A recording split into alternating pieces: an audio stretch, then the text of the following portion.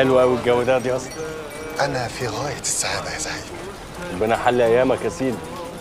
هو انت جايبني هنا ليه؟ هتفهم حالا. ايه ده؟ انت بتسقف ليه؟ علشان يجي يشوف طلباتنا. تشربوا ايه يا فندية؟ شفت يا زعيم؟ انا هشرب فنجان قهوه على الريحه. وحضرتك يا فندم؟ انا مسقفتش. انا مسقفت.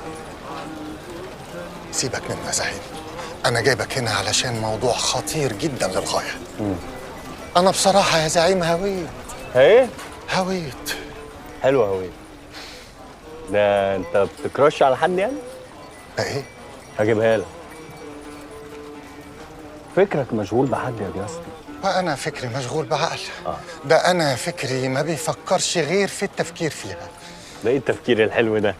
ايه الناس الحلوه دي؟ بقول لك يا زعيم، انا عايزك تبص بطرف عينك على البيت اللي في وشنا. لا انت كده طلعت البلكونه يا زعيم. انا عايزك تبص في حيطه وحفر. ماشي. شايف جمالها؟ شايف دلالها؟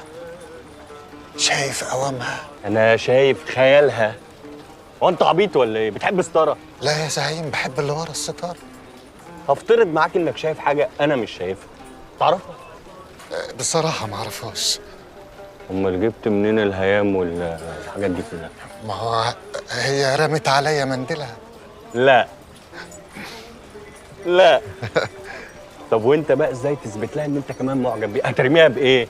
ما انا مايل لها الطربوش لقدام اهو. دي يا اسطى.